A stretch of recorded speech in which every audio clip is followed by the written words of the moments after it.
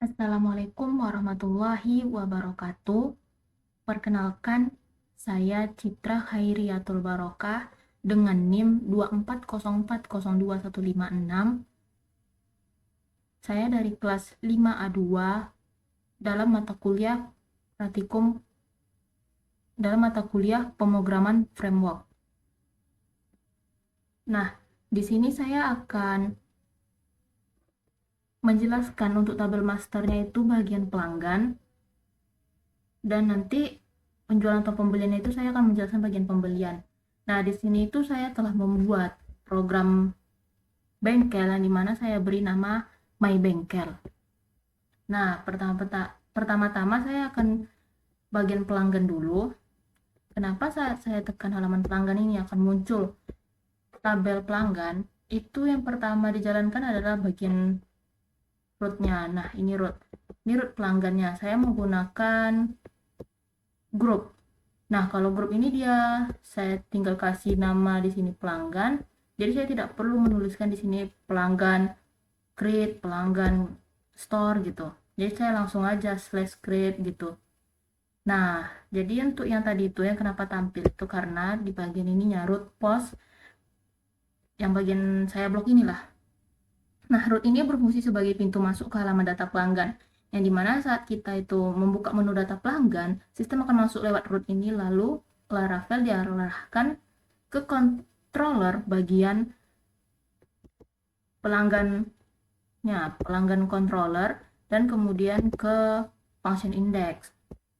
Nah, kita lihat di pelanggan controllernya. Nah, ini function index, dimana function index ini string data db table pelanggan get. Itu artinya sistem mengambil seluruh data dari tabel pelanggan yang disimpan ke dalam variabel data, dan kemudian di return view atau mengirim data ke view bagian mana? Ke view bagian pelanggan titik pelanggan. Pelanggan yang di bagian awal ini artinya foldernya, terus yang setelah titik ini nama file di dalam foldernya. Kalau yang string data di sini itu berfungsi sebagai berisi dari daftar pelanggan yang telah diambil di sini tadi. Nah, ini untuk pesan notifikasinya yang bagian sini. Nah, kalau untuk view pelanggannya itu seperti ini. Pada view, saya di setiap codingan itu pakai extends layout titik template, yang dimana saya tidak perlu menyalinkan template-nya lagi di setiap codingan. Jadi saya tinggal panggil aja pada folder layout titik template. Dan di sini saya ada pesan notifikasi. Nanti saya lihatkan bagaimana notifikasinya. Di sini untuk tombol tambah datanya. Di sini nanti nih untuk bagian tabelnya. Ini untuk bagian atas tabelnya. Dan ini untuk perulangan pakai for each. Dan di sini nanti ada aksi, bagian aksinya ini nanti ada tombol editnya, nanti ada tombol hapusnya juga. Dan ini untuk bagian jika datanya kosong, belum ada, maka nanti akan ada tulisan belum ada data pelanggan. Nah, setelah itu kita kalau mau tambah data, saat kita tekan tambah data di sini, tombol tambah data, maka akan tampil halaman tambah data pelanggan. Itu yang kita tekan tombol tambah data itu adalah bagian ini tadi. Nah, form action URL pelanggan create. Yang dimana pada tombol ini itu saat user menekan tombol tambah data, sistem akan diarahkan ke halaman form untuk memasukkan data pelanggan. Yang berjalan pertama itu adalah dari sini, dari bagian ini rootnya. Nah, ini root untuk create-nya. Ini post, yang menggunakan post ini. Ini dia akan diarahkan ke pelanggan controller dengan function create. Kita lihat function create-nya. Nah, ini di function create. Pada function create ini dia controllernya tidak mengolah database, hanya menampilkan halaman form tambah data saja. dan view yang akan dibuka adalah halaman pelanggan underscore create. Ini artinya pada folder pelanggan dan di file pelanggan underscore create.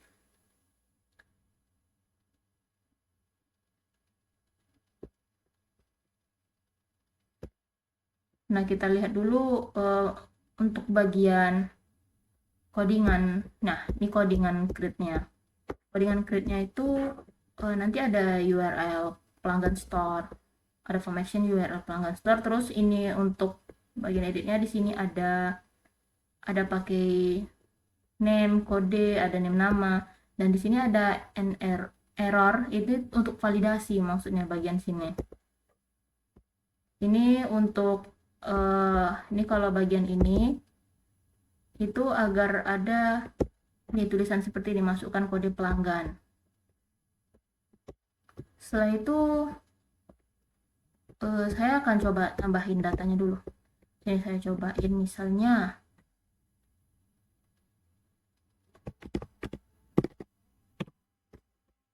namanya nama saya aja. Terus dengan plat motornya misalnya ini.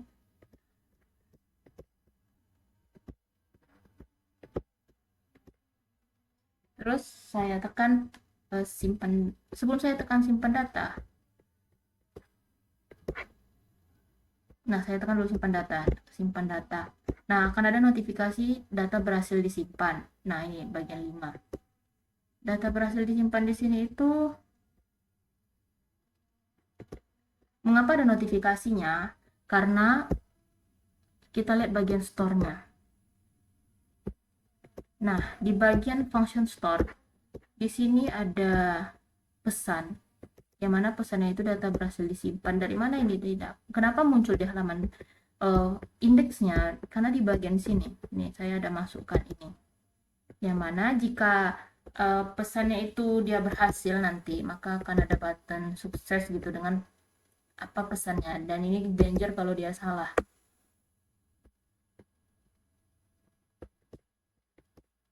Nah, ketika kita menekan tombol simpan data, maka yang akan dijalankan itu adalah pelanggan store, yang mana dia untuk menyimpan.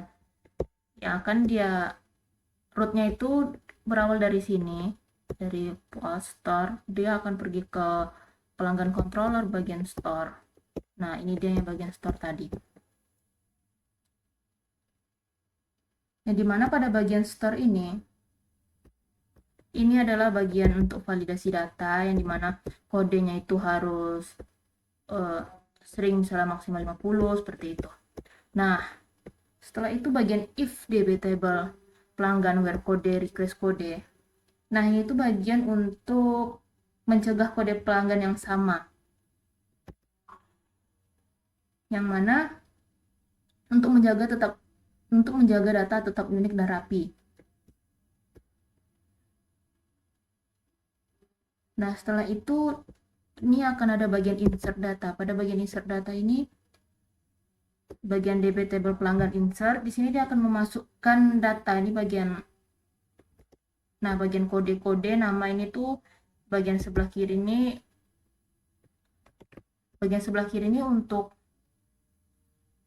untuk bagian nama berdasarkan database-nya. Kalau ini tuh sesuai dengan name yang dipakai di sini. Nah, ini name, kode, nama.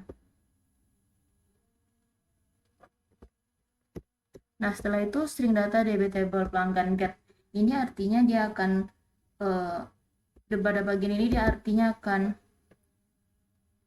setelah data tersimpan, maka sistem akan kembali ke halaman data pelanggan. Nih, return view pelanggan titik pelanggan, dan akan ada pesan data berhasil disimpan. Nah, setelah itu fitur edit. Pada bagian edit, itu tombolnya akan dari sini. Nih, di view pelanggan. Nah, ini tombol untuk edit. Yang mana pada tombol edit ini, saat user menekan tombol edit pada salah satu baris pelanggan, maka sistem akan mengirim ID pelanggan tersebut ke controller. Nah, ini berdasarkan ID. Nah, ini misalnya saya mau edit ini, saya tekan edit, maka dia akan muncul seperti ini. Yang pertama dijalankan itu adalah bagian rootnya nanti. Ini bagian rootnya, root post edit, dia akan ke pelanggan controller di bagian kelas edit. Nah, kita lihat bagian kelas edit. Nah, ini bagian kelas edit. Yang dimana pada bagian string data DB table pelanggan where ID pel, request ID pel first. Di sini dia akan menerima ID pelanggan dari request ID pel, dan ID ini berasal dari tombol edit menandakan pelanggan mana yang akan diedit. Kenapa dia first? Karena dia akan mengambil satu baris saja. Kemudian akan di return view pelanggan titik pelanggan underscore edit. Nah, di sini pelanggan ini nama foldernya, titik pelanggan underscore edit ini nama file di folder pelanggan. Nah, setelah itu kita lihat codingan editnya. Nih, codingan editnya. Nanti di sini ada form action URL pelanggan update. Di sini akan proses update data, nanti pas kita simpan ini akan yang dijalankan. Nah, kita lihat dulu codingan editnya. Di sini tuh ada value, yaitu ini untuk saat kita misalnya mau mengedit data, maka akan ada data yang mana bagian kita mau kita edit itu akan muncul di sini seperti ini.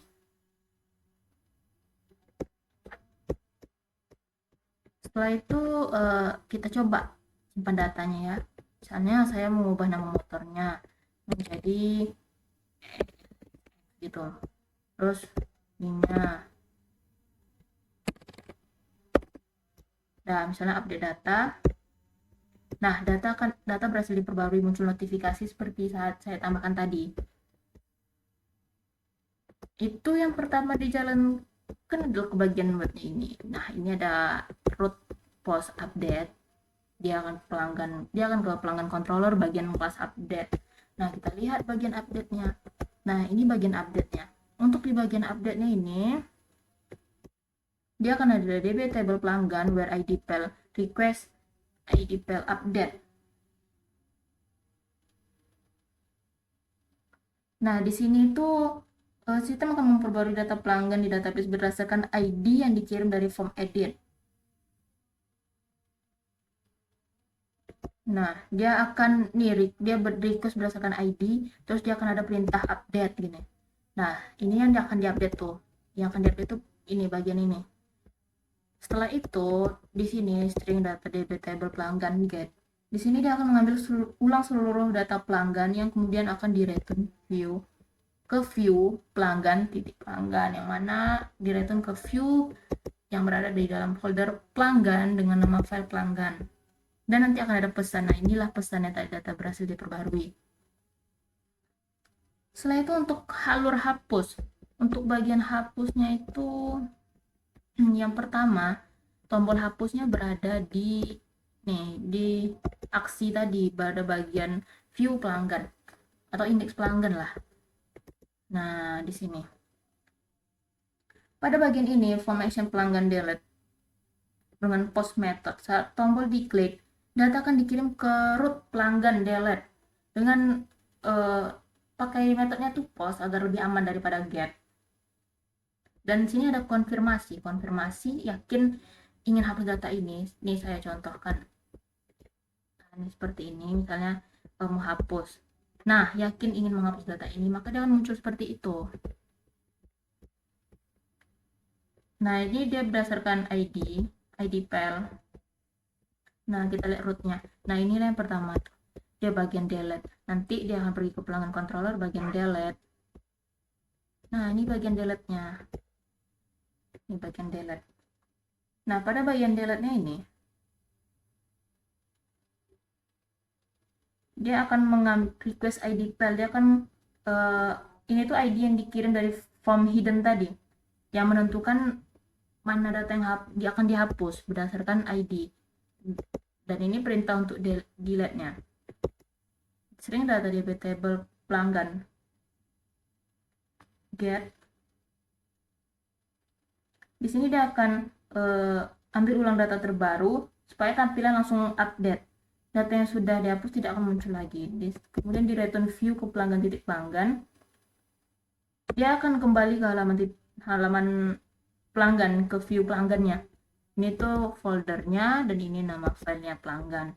Dan ini nanti akan ada pesannya, data berhasil dihapus. Sini kita lihat ketika menghapus data, kalau saya tekan OK, nah maka akan ada notifikasi data berhasil dihapus seperti itu. Nah, sekian mungkin untuk penjelasan pada bagian pelanggannya. Selanjutnya saya akan menjelaskan pada bagian untuk pembelian mungkin ya. Pada bagian pembelian ini, terus pada bagian saya buka dulu satu-satu filenya.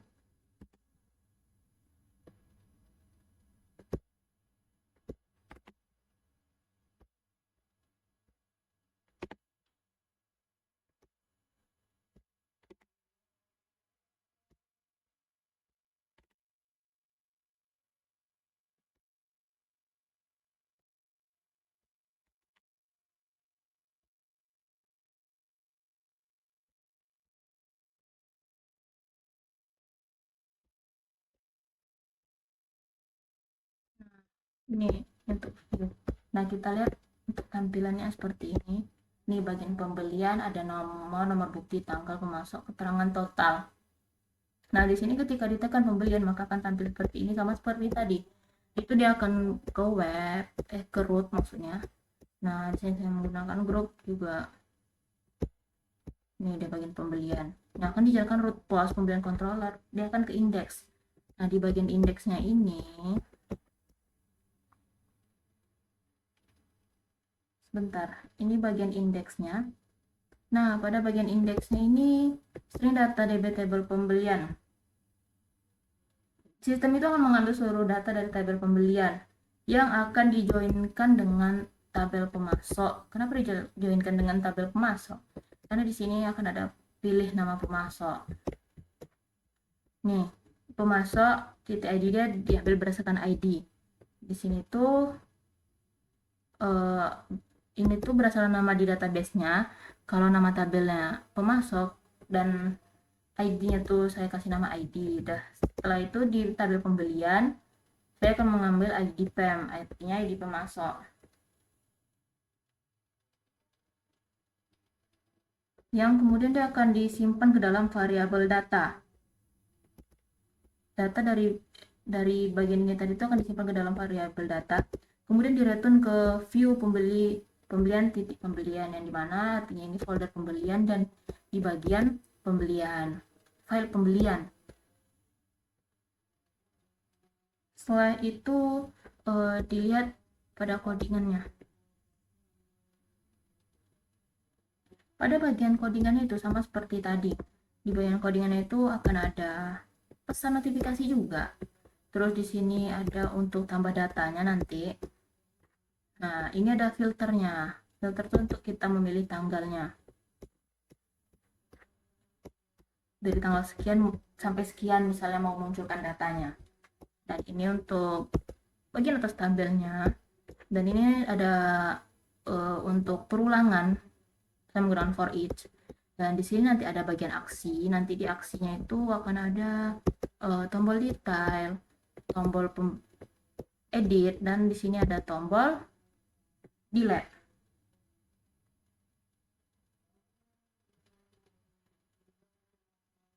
Nah, setelah itu untuk bagian tambah datanya.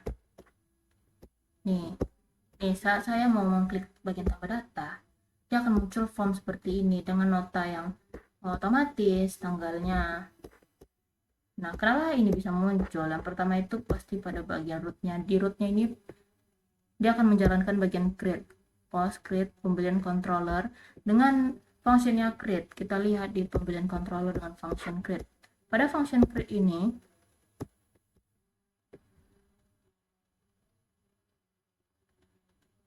nah pada function create ini dia akan menampilkan form tambah pembelian, yang mana dia mengambil data pemasok, dia mengambil data dari tabel part dan jasa. Kenapa dia ngambil data dari tabel part dan jasa? Karena di bagian sini akan ada detail pembelian yang nanti ada pilih partnya. Kemudian akan direturn ke view pembelian titik pembelian underscore create, yang dimana ini artinya pembeliannya itu nama foldernya, pembelian underscore create ini adalah nama filenya.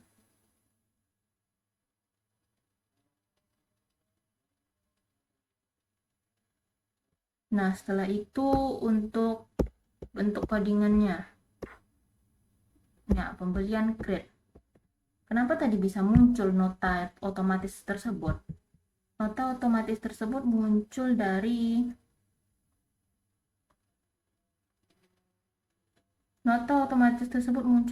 sini. Nah, bagian ini yang mana last pembelian sama dengan DB table pembelian order by di order berdasarkan ID pertama. Kemudian di sini setiap saya mau masuk dia akan bertambah jadi 1. Jadi misalnya ID terakhirnya kan last pembelian, berarti misalnya last ID pembelian itu maksudnya misalnya last ID-nya 3, maka ketika saya mau nambahkan data lagi dia otomatis akan bertambah. Jadi akan tambah 1, jadi akan jadi menjadi 4. Nah, nanti new ID-nya tuh di sini nanti ada tanggal. Ini maksudnya ini untuk 3 digit maksudnya ya. 3 digit ID. Terus kalau yang di sini tuh ada untuk tanggal. Ini untuk waktunya. Jadi nanti ini ada bernota sama dengan ini new ID 3, maksudnya itu 3 digit tadi dengan ada tanggal. Stripnya itu dia biar ada stripnya. Biar ada strip seperti ini. Nah, setelah itu di sini akan ada store di bagian untuk menyimpannya nanti. Di sini ada nota, dia ada value untuk biar dia muncul notanya, sama seperti ini juga tanggal agar muncul juga. Nah, ini untuk dia select, ini untuk dia milih berdasarkan ID pemasok, dia untuk milih ada drop down-nya berdasarkan ID. Nah, nanti di sini nih untuk bagian detail pembelian. Pada bagian detail pembelian itu ada per jasa, quantity, harga, subtotal. Nah, ini ada tombol tambah item yang dimana kalau misalnya mau beli 2. Setelah itu ini untuk tombol simpan. Misalnya saya cobakan dulu untuk tambah datanya misalnya. Terus pilih nama pemasok dengan keterangan misalnya ganti oli. Sini kita bisa mencari ya, misalnya oli. Pilih. Nah, quantity misalnya saya maunya 2, misalnya di pembelinya. Ini misalkan aja. Atau mungkin saya mau buat 2 ya. Misalnya opsi gitu 1. Ini akan otomatis dia misalnya saya mau ganti misalnya 2. Nah, maka akan otomatis dia subtotalnya. Ketika saya tekan simpan pembelian. Nah, akan ada pembelian berhasil, stok bertambah. Nah, mana dia? Nah, ini dia bagian yang baru saya tambahkan tadi. Kenapa dia bisa menyimpan? Itu terjadi karena pada bagian create ini untuk store all-nya ini dia akan ke bagian dia pertama dia akan root, kemudian pembelian store, kemudian akan pergi ke function store all. Kita lihat pada function store. Pada function store all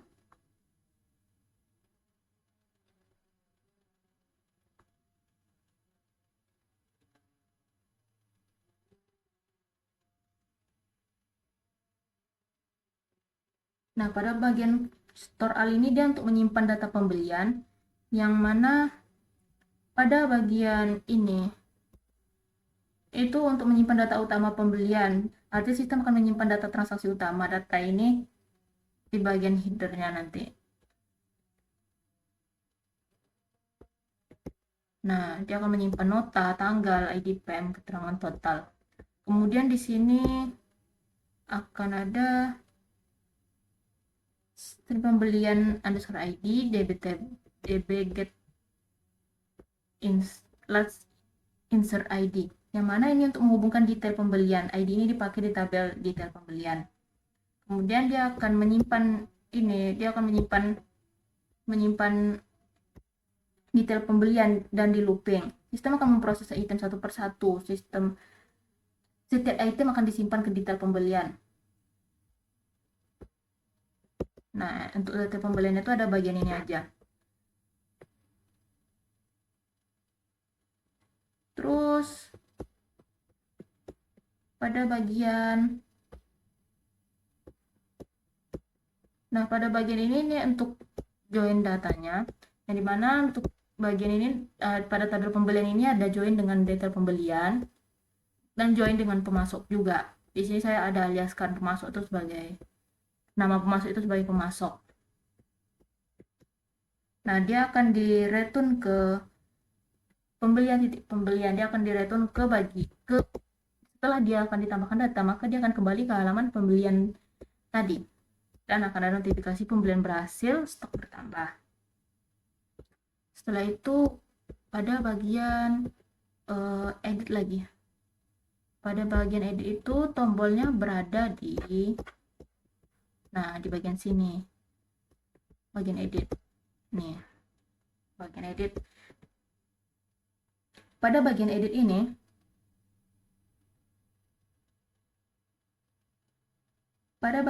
dia akan menjalankan root-nya itu yang ini. Nih, post edit kan ke bagian pembelian controller bagian edit. Kita lihat nih controller bagian editnya. Untuk controller bagian edit ini,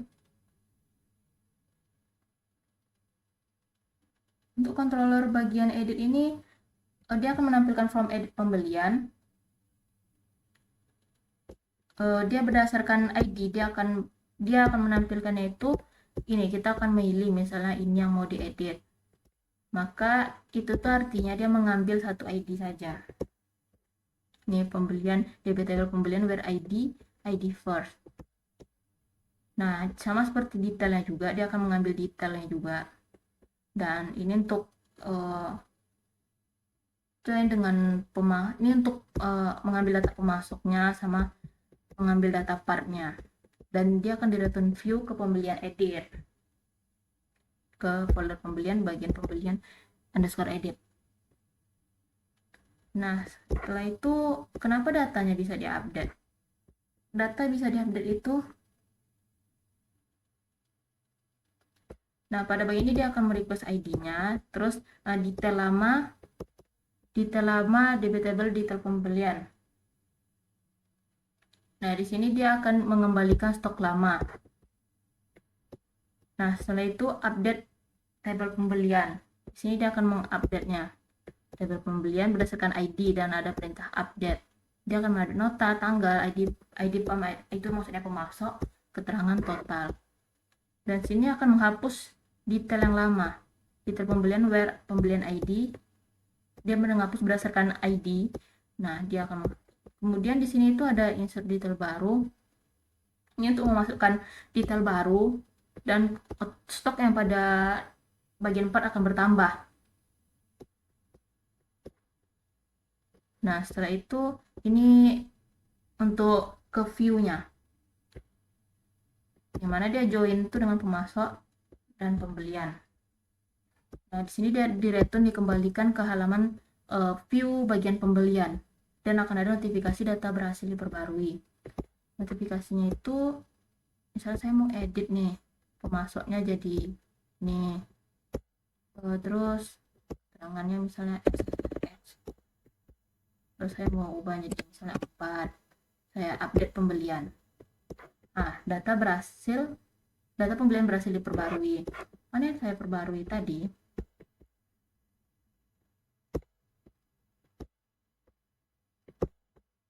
Nah, ini yang saya perbarui tadi. Kenapa dia muncul ke atas? Dia setiap pembaruan data dia akan naik ke atas mana data yang diperbarui tadi. Dia akan terbalik posisinya. Nah, ini yang saya perbarui. Dan kemudian untuk bagian detail. Pada tombol detail ini, nah ini ada tombol detail. Dia berdasarkan ID. Nah, di sini saya akan klik tombol detail, maka akan muncul detailnya seperti ini. Yang mana ada informasi untuk bagian nota, tanggal pemasok, keterangan total, dan ini untuk detailnya, detail item yang dibeli. Di sini itu ada bagian rootnya. Nah, di bagian rootnya, ini kalau ini untuk root update tadi ya. Dan ini untuk detailnya. Nih, dia akan pergi ke bagian detail. Pada bagian detail,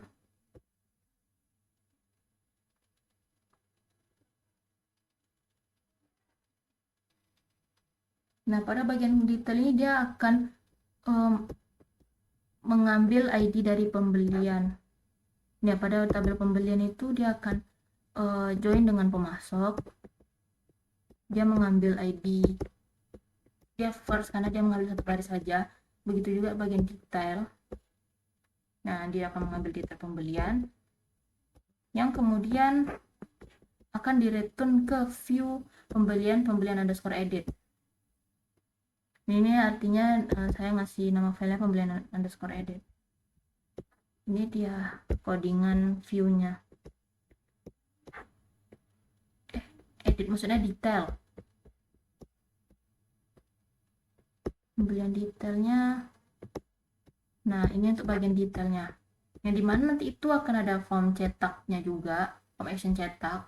Yang dimana cetaknya itu berdasarkan notanya. Ya, sini saya buat berdasarkan nota. Bagian cetaknya itu, nah ini cetak notanya, ini codingannya. Makanya akan dijalankan yang pertama itu saat saya mau mencetak ini bagian post cetak, dia akan ke controller bagian cetak. Ini bagian cetak. Nah, ini dia akan mencetak itu berdasarkan nota, request nota. Jadi dia bukan berdasarkan ID tapi berdasarkan nota. Ini dia akan mengambil bagian pembelian, cuman bagian firstnya itu satu aja, baris pertama. Dan ini dia akan, ini untuk bagian detailnya. Nah, dia akan langsung direturn ke view pembelian underscore cetak. Dia akan langsung ke bagian cetak. Saya contohkan, nanti misal saya mau mencetak ini, saya tekan cetak nota, maka dia akan langsung tercetak seperti ini. Nah, selanjutnya untuk bagian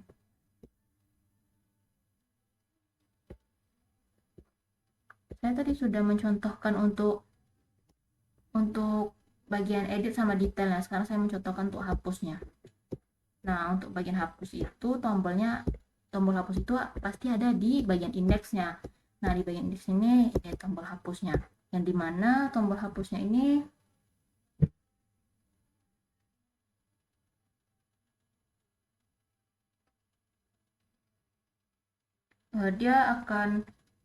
dia berdasarkan nota yang sama seperti tadi. Dia akan ada konfirmasi yakin ingin menghapus data ini. Misalnya saya mau menghapus bagian ini, misalnya hapus. Nah, akan ada konfirmasi atau pop up seperti ini. Terus di sininya tadi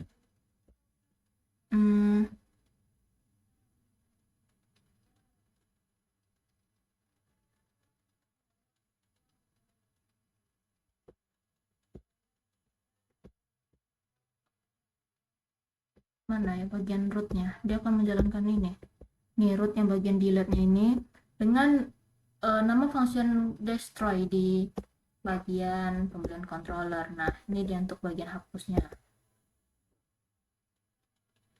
Ini yang tadi dia tuh akan berdasarkan nota.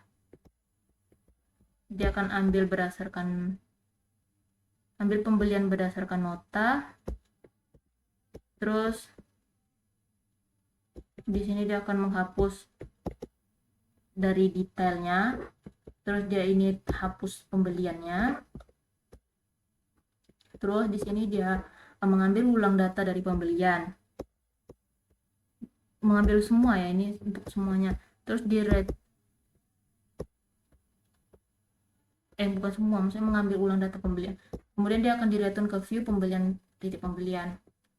Dia akan dikembalikan ke halaman indeksnya, maksudnya dengan ada notifikasi data berhasil dihapus.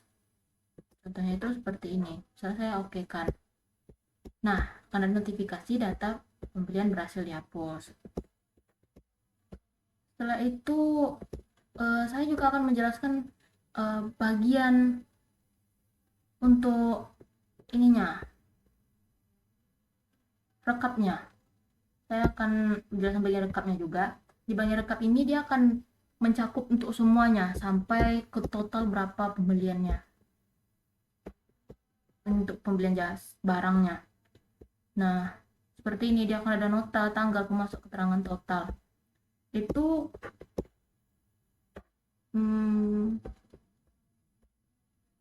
dia akan ada pada bagian, nah ini pembelian rekap. Ini akan ada dia bagian X untuk pembelian rekap cetaknya. Terus di sini ada filternya juga. Terus di sini ada tabelnya. Dan ini nanti ada perulangan. Di sini untuk detailnya, bagian detail cetak bagian detail. Rekap bagian detail. Terus ini ada perulangannya juga. Nah, ini untuk totalnya nanti. Yang pertama dijalankannya itu nanti adalah, nah ini rekap, bagian rekapnya ini. Rekap pembelian controller, dia akan ke kelas, ke bagian rekap. Ini bagian rekap. Dia akan merekap data pembelian pada tabel pembelian. Ini ada joinnya dengan pemasok. Dan get, dia akan mengambil seluruh datanya. Kemudian dia akan mengambil detail pada setiap nota pembelian di sini. Terus dia akan mereturn ke bagian file pembelian rekap pada folder pembelian. Kemudian di sini untuk mencetaknya, misalnya ini bagian cetak, saya coba kan misalnya cetak rekap, maka dia akan tercetak seluruhnya seperti laporan gini. Itu bagian cetaknya itu berada di ini codingannya, codingan cetaknya. Terus itu codingan printnya. Terus yang ini tadi tuh, nah bagian rekapnya ini, nah ini untuk tombol bagian cetaknya tadi.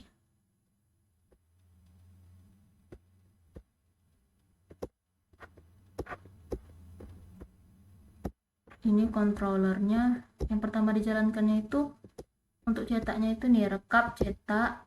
Kemudian dia dari root dia akan pergi ke controller. Ya, controller untuk rekap cetaknya.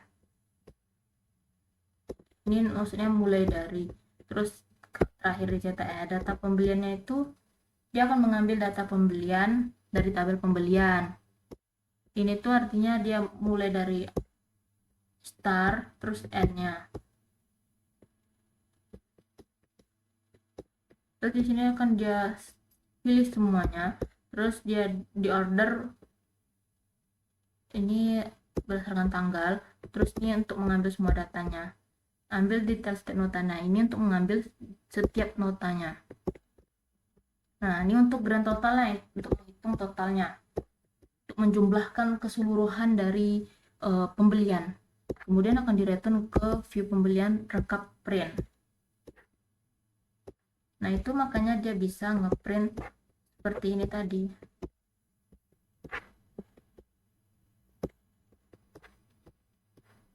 Mungkin hanya sekian penjelasan dari saya, dan saya sudah menjelaskan masternya itu tadi bagian pelanggan, dan yang keduanya itu adalah pembelian. Dan saya juga menjelaskan bagian rekap laporannya juga.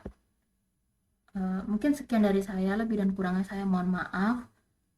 Terima kasih. Wassalamualaikum warahmatullahi wabarakatuh.